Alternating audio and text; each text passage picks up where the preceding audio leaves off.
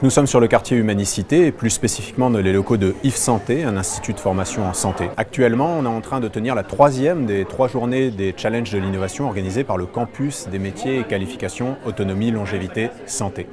Avec tout un ensemble d'étudiants d'IF Santé, mais aussi d'autres établissements, Valentine Labbé, l'université de Valenciennes, le lycée de Bruyères-en-Artois, qui viennent au contact de personnes accompagnées par le Centre Hélène Borel, essayer d'innover, de réfléchir à des problèmes et des solutions.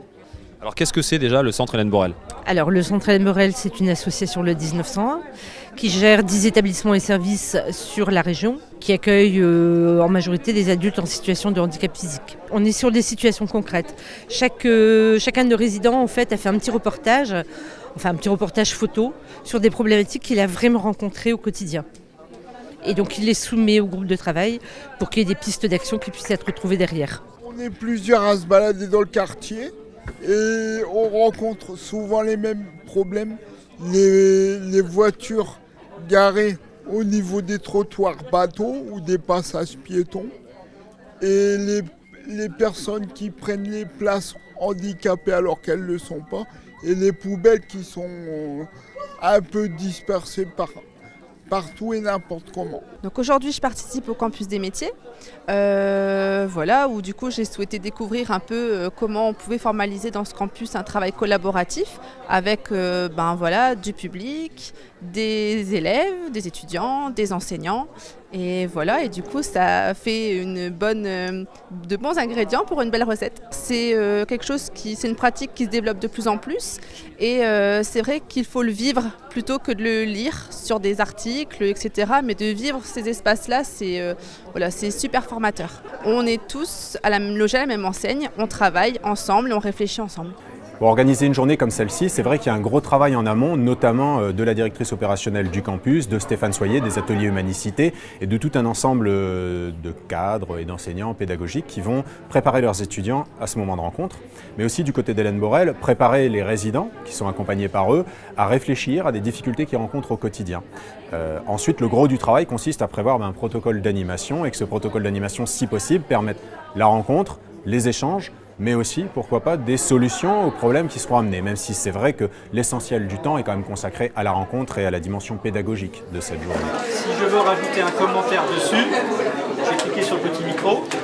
On entend qu'on voit avec le niveau sonore qu'il est déjà... Le campus Autonomie Longévité Santé fédère des acteurs de l'éducation, donc des lycées, des centres de formation pour adultes, des centres d'apprentissage, des universités, des entreprises associations de la filière sanitaire et sociale, des laboratoires de recherche.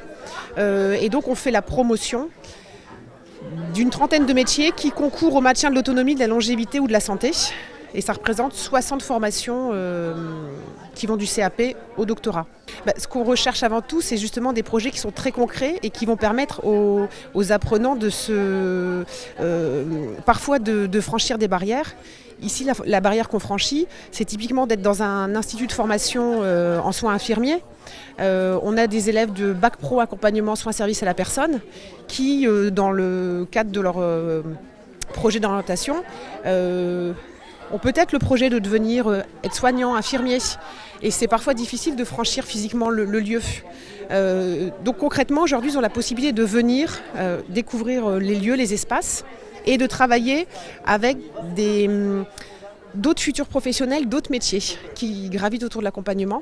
Donc ce qui nous plaisait, c'était ça, c'était le décloisonnement, le fait de prendre en compte les vrais besoins d'un usager et de co-construire des réponses possibles. En fait, le choix de la mobilité, du thème de la mobilité, ça a été en amont de l'organisation des 3 journées, une discussion au sein de l'équipe d'organisation et d'encadrement de la manifestation. Il s'est trouvé que la mobilité, pour certains partenaires, c'était un thème de recherche ou de travail plus particulier. C'est vrai que ça rencontrait aussi le souci que les gens d'Hélène Borel rencontrent. Donc ils avaient envie de prendre ce thème. Mais de mon point de vue, après, en tant que Cédric Routier de manière très personnelle, c'est surtout un prétexte à organiser de la rencontre, découvrir les autres étudiants, leur filière, leur métier, leur vie, découvrir les personnes du Centre Hélène Borel et ce que c'est que vivre avec le handicap, et aussi peut-être de s'acculturer un tout petit peu à ce que ça peut être que de travailler sur un temps court en commun pour résoudre une solution. La cerise sur le gâteau, ce serait qu'on ait de vraies solutions possiblement implémentables. Mais c'est une cerise sur le gâteau. Pour moi, l'essentiel, c'est le temps de l'échange et de l'expérience commune. On essaye de travailler avec les personnes handicapées pour comprendre leur vie et essayer de les aider à trouver des bonnes idées pour leur vie déjà, pour bien travailler. Vous êtes en LEP en quoi? En première SN, système numérique électronique. Système numérique, donc rien à voir avec le handicap a priori. Avec tout ce qui est pour les aider à vivre mieux, comme les fauteuils roulants électriques et les aides aménagées, tout ça. Alors du coup, vous partez vers quelque chose de concret là? Vous élaborez des solutions à ces problèmes de mobilité? Là, on est en train d'élaborer des solutions pour qu'ils puissent mieux vivre dans la société.